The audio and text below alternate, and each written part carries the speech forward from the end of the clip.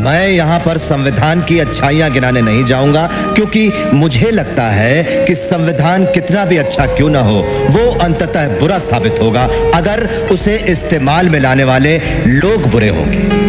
और संविधान कितना भी बुरा क्यों ना हो, वो अंततः अच्छा साबित होगा अगर उसे इस्तेमाल में लाने वाले लोग अच्छे होंगे। विश्व के सबसे बड़े लिखित संविधान के रचयिता डॉक्टर भीमराव अंबेडकर, जिन्हें अपने बचपन में घोर जातिवाद का सामना करना पड़ा, अपने स्कूल में उच्च वर्ग के विद्यार्थियों से दूर जमीन पर बैठकर पढ़ना पड़ता था, जिनके अपने बाल अपनी बड़ी बहन से कटवाने पड़ते थे, क्योंकि गांव का कोई नाई इन्हें हाथ लगाकर दूषित नहीं होना चाहता था, और जिन्हें समाज की इस घिनौनी विचारधारा की वजह से अपना सरनेम सकपाल से बदलकर अंबेडकर करना पड़ा था। फिर भी वो इतनी शिक्षा प्राप्त कर चुके थे कि उन्हें भारत का सबसे ज्यादा पढ़ा लिखा व्यक्ति माने जाने लगा। कैसे उन्होंने अपने लोगों के हक के लिए दशकों तक आवाज उठाई, क्यों बाबा साहेब अपनी सेहत पर ध्यान न देकर भारत के महान संविधान की रचना कर रहे थे, और आखिर में तो वो अपना धर्म ही बदल बैठे जो बौद्ध धर्म अपनाया। और इस धर्म को अपनाते वक्त उन्होंने कौन सी 22 प्रतिज्ञाएं ली थी जिन पर काफी विवाद हुआ था। आज जानेंगे बाबा साहब भीमराव अंबेडकर के जीवन से जुड़ी ऐसी ही कुछ अनसुनी अनकही बातें, लेकिन उसके पहले नए दर्शक जल्दी से चैनल को सब्सक्राइब कर दीजिए। 14 अप्रैल 1891 के दिन मध्य प्रदेश के महू जिले में रहने वाले रामजी मलोजी सकपाल और भीमाबाई के घर एक बेटे का जन्म होता है। मां भीमाबाई अपने बेटे का नाम भीमराव रखती हैं, जो अपने माता पिता की 13वीं संतान थे। 5 साल की उम्र में अंबेडकर का स्कूल में दाखिला करवाया जाता है, लेकिन छोटे से भीम को जल्द ही बात समझ में आ जाती है कि समाज में उनके परिवार के साथ भेदभाव किया जाता है। स्कूल में उन्हें स्टूडेंट्स के डेस्क से दूर कोने में जमीन पर बिठाया जाता था। लंच ब्रेक में उन्हें उस बर्तन से पानी नहीं पीने दिया जाता था जिससे बाकी बच्चे पानी पीते थे। उनके बचपन से जुड़ा एक आंखों में आंसू ला देने वाला किस्सा यह है कि एक बार भीमराव और उनके बड़े भाई को गर्मियों की छुट्टियां मनाने के लिए गोरेगांव जाना था, जहां उनके पिता कैशियर की नौकरी करते थे। दोनों भाई ट्रेन में बैठकर गोरेगांव पहुंच जाते हैं, लेकिन काफी देर इंतजार करने के बावजूद उनके पिता रामजी सकपाल उन्हें लेने के लिए स्टेशन नहीं पहुंचते। भीमराव और उनके भाई ने साफ सुथरे कपड़े पहन रखे थे और उनके चेहरे पर मासूमियत झलक रही थी। जो देख स्टेशन मास्टर इनके पास आकर पूछता है, तुम कौन हो और कहां जा रहे हो? तभी भीमराव बिना कुछ सोचे समझे ये बता देते हैं कि वो महार जाति के दलित हैं, जो सुनकर स्टेशन मास्टर के चेहरे के भाव बदल जाते हैं और वो इन्हें बिना कुछ कहे वहां से चला जाता है। कुछ देर बाद दोनों भाई अपने पिता तक पहुंचने के लिए एक बैलगाड़ी किराए पर लेने की सोचते हैं, लेकिन बैलगाड़ी चालकों तक की भी बात पहुंच चुकी थी कि ये लोग अछूत और अस्पृश्य वर्ग के हैं और वो इनसे बात भी नहीं करना चाहते थे। काफी ठोकरे खाने के बाद एक बैलगाड़ी वाला इन्हें सवारी देने के लिए मान गया, लेकिन उसने इनसे दोगुना किराया मांगा और कहा बैलगाड़ी तुम्हें खुद ही चलानी होगी, और वो बैलगाड़ी से पैदल चलने लगा क्योंकि उन्हें इनसे दूषित होने का डर था। यह घटना भीम के दिमाग पर काफी गहरा प्रभाव डालती है, जिसके बाद उनका ध्यान हर उस घटना पर जाने लगता है जिसमें उन्हें लोगों ने अलग और अछूत महसूस करवाया था। इसी तरह गांव का कोई नाई इनके बाल भी नहीं काटता था, बल्कि इन्हें घर ही अपनी दादी से बाल या दीदी से बाल कटवाने पड़ते थे। इन्हें गांव के मुख्य कुएं से पानी खींचने पर मनाही थी और कोई बड़ा वर्ग इन्हें अपने घर में प्रवेश तक नहीं करने देता था। इसी तरह बचपन से ही भीम को जातिवाद का अनुभव हुआ और वो हमेशा इसे बदलने के बारे में सोचने लगे, लेकिन इस भेदभाव के बावजूद उन्होंने अपनी पढ़ाई लिखाई से ध्यान नहीं हटाया। भीमराव की किस्मत कुछ मायनों में अच्छी भी थी, जैसे कि स्कूल में कृष्णजी केशव अंबेडकर नाम के टीचर थे, जो ऊंची जाति के होने के बावजूद भीमराव को पसंद करते थे, और उन्होंने ही भीमराव सकपाल को अपनी सरनेम देकर भीमराव अंबेडकर बनाया था, ताकि उच्च शिक्षा के दौरान उनके साथ भेदभाव ना हो। साथ ही पिता रामजी मालोजी सकपाल बेटे भीमराव को अच्छी शिक्षा दिलवाने के लिए मुंबई ले आए। अब यह शहर तो बहुत ही आधुनिक था, लेकिन यहां भी दलितों के प्रति लोगों की सोच उतनी ही छोटी थी। इसलिए जब भी भीमराव अंबेडकर की असली पहचान सामने आती, उन्हें जातिवाद का सामना करना पड़ता। खैर, पढ़ाई में ध्यान देते हुए उन्होंने 17 साल की उम्र में मैट्रिक की परीक्षा पास कर ली। अपने समुदाय में मैट्रिक पास करने वाले वो पहले इंसान थे। इसी साल भीमराव की शादी रामाबाई से करवा दी गई। मगर शादी के बाद भी भीम ने पढ़ाई जारी रखी और अगली इंटरमीडिएट परीक्षा डिस्टिंक्शन के साथ पास की। लेकिन अब उन्हें आगे पढ़ने के लिए उनके पिता के पास पैसे नहीं थे। लेकिन वो कहते हैं ना, जहां चाह होती है वहां राह होती है। और भीमराव आम्बेडकर के जीवन में चमत्कारिक घटनाओं का घटना शुरू हो गया।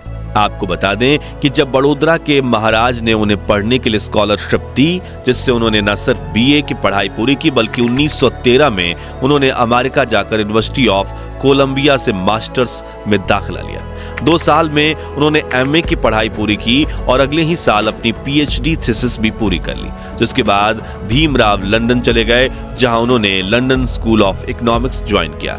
लेकिन स्कॉलरशिप पूरी हो जाने की वजह से वो अपनी पढ़ाई पूरी नहीं कर पाए और बड़ौदा वापस लौट आए, जहां उन्होंने सिविल ऑफिसर का पद हासिल कर लिया। लेकिन यहां भी जातिवाद ने उनका पीछा नहीं छोड़ा और भेदभाव के चलते उन्होंने नौकरी छोड़ दी।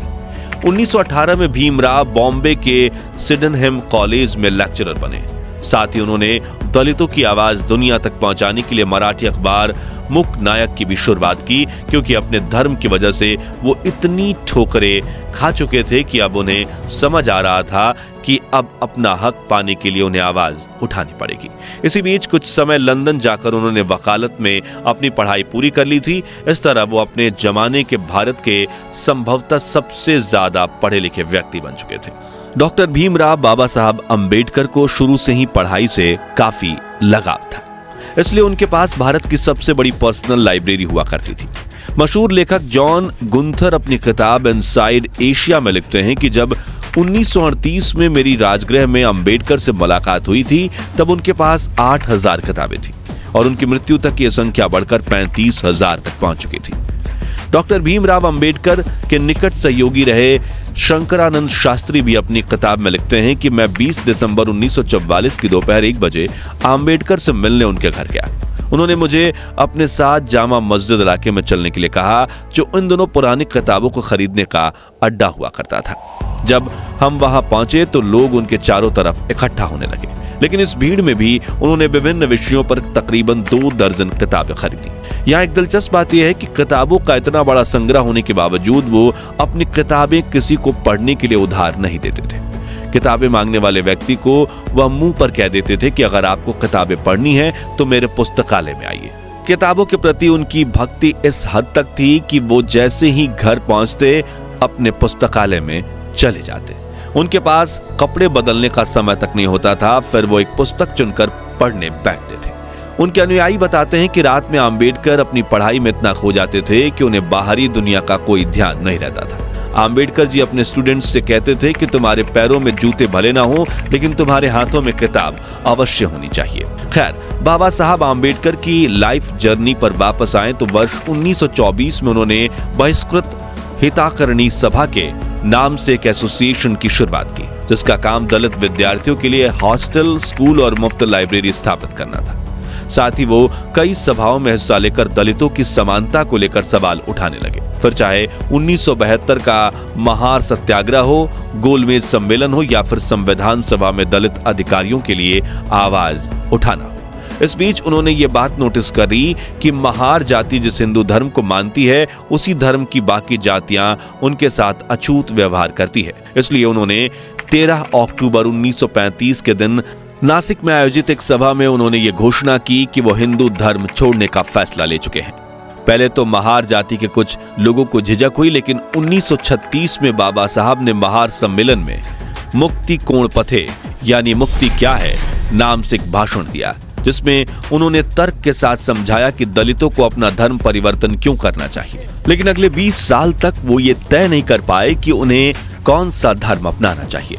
शुरुआत में बाबा साहब का झुकाव इस्लाम धर्म की ओर था, फिर उन्हें आर्य समाज और सिख धर्म अपनाने का भी सुझाव दिया गया, जिसके बाद उन्होंने ईसाई धर्म के इतिहास को समझने की कोशिश की और दुनिया के कई धर्म तलाशे। लेकिन फिर 1955 में उन्होंने बौद्ध धर्म अपनाने का फैसला लिया।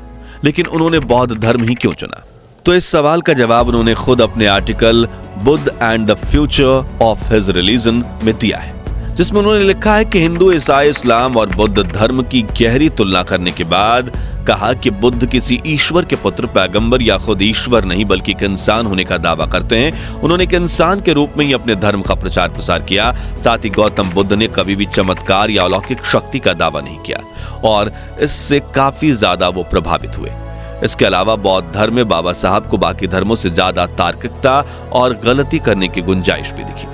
इसके अलावा उन्होंने अपने इस लेख में कई बातों का उल्लेख किया है, जिसे आप गूगल सर्च करके डिटेल में पढ़ सकते हैं। खैर, बाबा साहब के इस लेख पर भी काफी सवाल खड़े हुए थे और बाकी धर्मों के लोग उनसे खफा भी हो गए थे, लेकिन उन्होंने अपना धर्म बदलने का फैसला लिया था। इसलिए 14 अक्टूबर 1956 के दिन बाबा साहब आम्बेडकर अपने 3,65,000 समर्थकों के साथ नागपुर में पूरे विधि विधान से बौद्ध धर्म को अपना चुके थे। इस दौरान उन्होंने 22 ऐसी प्रतिज्ञाएं ली थीं जिन पर पूरे देश में विवाद हुआ था। साथियों, ये प्रतिज्ञाएं सही हैं या गलत, ये तय करना हमारा फैसला नहीं है और ना ही हम इसके समर्थन में हैं या इसके खिलाफ हैं, बल्कि हमारा काम आपको सिर्फ इतिहास के बारे में बताना है। तो चलिए उनमें से कुछ प्रतिज्ञाओं के बारे में जानते हैं। मैं ब्रह्मा, विष्णु और महेश में ना विश्वास रखूंगा और ना पूजा करूंगा। मैं राम और कृष्ण जो भगवान माने जाते हैं उनमें आस्था नहीं रखूंगा। मैं गौरी और गणपति और अन्य देवी देवताओं में आस्था नहीं रखूंगा। मैं भगवान के अवतार में विश्वास नहीं करता। मैं कभी नहीं मानूंगा कि भगवान बुद्ध विष्णु के अवतार थे। मैं हिंदू धर्म का त्याग करता हूं जो मानवता के लिए हानिकारक है और मुझे विश्वास है कि मैं धर्म परिवर्तन द्वारा फिर से जन्म ले रहा हूं, वगैरह। डॉक्टर आम्बेडकर की इन प्रतिज्ञाओं ने हिंदू धर्म के उनके समर्थकों को ठेस पहुंचाई थी और धर्म परिवर्तन ही उनके जीवन की इकलौती सबसे बड़ी कंट्रोवर्सी है। चलिए अब जानते हैं दुनिया के सबसे बड़े लोकतंत्र की नींव जिस पर टिकी है, उस संविधान के बनने के पीछे की अनसुनी कहानी। तो 9 दिसंबर 1949 के दिन 299 सदस्यों वाली संविधान सभा की पहली बैठक हुई थी। इस सभा ने 1946 से 1949 के बीच उथल पुथल भरे 3 सालों में काम किया। इस दौरान देश में कई बड़े सांप्रदायिक दंगे हुए और देश का बंटवारा भी हुआ। इस कारण भारत और पाकिस्तान के बीच मानव इतिहास का सबसे बड़ा प्रवासी संकट पैदा हुआ। इस दौरान भारत में 550 से ज्यादा रियासतों का मुश्किल भरा एकीकरण का काम भी संपन्न हुआ था। ऐसे में संविधान बनाना काफी मुश्किल था, जिसके लिए उस समय देश के सबसे ज्यादा पढ़े लिखे व्यक्तियों में से एक डॉक्टर बाबा साहब आम्बेडकर को 29 अगस्त 1947 के दिन संविधान सभा की ड्राफ्टिंग कमेटी के अध्यक्ष के रूप में नियुक्त किया गया था, जिसमें 7 सदस्य थे। लेकिन कहा जाता है कि संविधान बनाने का 90% काम बाबा साहब आम्बेडकर ने अकेले किया था, लेकिन उन्होंने कभी इसका श्रेय अकेले नहीं लिया। राष्ट्रपति महोदय, सर, मैं ड्राफ्टिंग कमेटी द्वारा निश्चित की हुई संविधान की रूपरेखा को प्रस्तुत करता हूं और निवेदन करता हूं कि इस पर विचार किया जाए। राष्ट्रपति महोदय सर, मैं इस सदन में उपस्थित उन लोगों में से एक हूं जो जानते हैं कि इस संविधान का मसौदा तैयार करने में डॉक्टर अंबेडकर ने कितनी मेहनत और लगन खर्च की है। शायद सदन को पता हो कि उसके द्वारा मनोनीत 7 सदस्यों में से एक ने इस्तीफा दे दिया और उसकी जगह किसी और को नहीं लिया गया।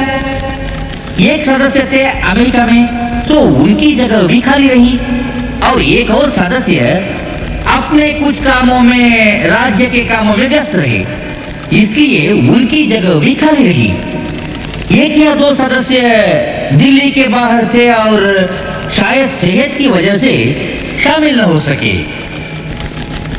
इसलिए आखिर में हुआ यूं कि मसौदा तैयार करने का सारा भार आ पड़ा डॉक्टर अंबेडकर पर और मुझे कोई शक नहीं कि हम सब उनके अनुग्रहित हैं।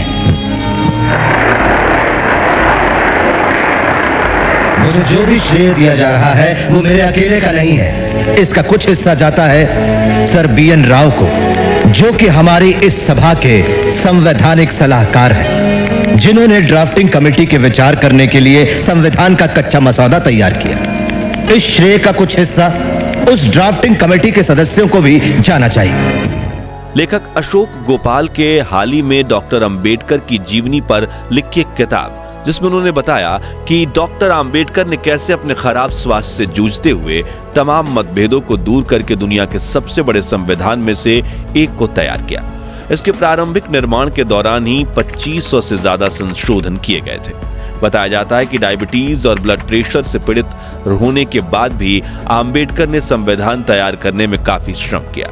संविधान सभा में लगभग 100 दिनों तक खड़े होकर उन्होंने धैर्यपूर्वक हर खंड को समझाया और 26 नवंबर 1949 को भारत का संविधान पारित किया गया और अपनाया गया। इस दिन को संविधान दिवस या राष्ट्रीय कानून दिवस के रूप में जाना जाता है, जिसके अगले साल यानी 26 जनवरी 1950 के दिन भारत में दुनिया के इस बड़े संविधान को लागू किया गया।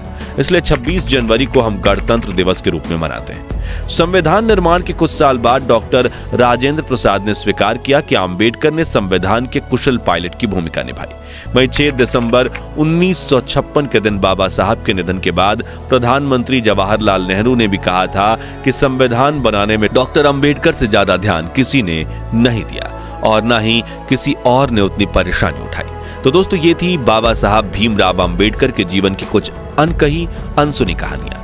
अगर आप भी बाबा साहब के जीवन के संघर्ष, मेहनत और विचारधारा से प्रभावित हैं तो कमेंट बॉक्स में उनकी तारीफ के 2 बोल जरूर लिखिए। वीडियो अच्छा लगा हो तो इसे लाइक और शेयर करके हमें सपोर्ट कीजिए और सियासी जगत से जुड़ी ऐसी दिलचस्प कहानियां सुनते रहने के लिए हमारे चैनल को सब्सक्राइब करके पास वाली घंटी जरूर बजा दीजिए। धन्यवाद।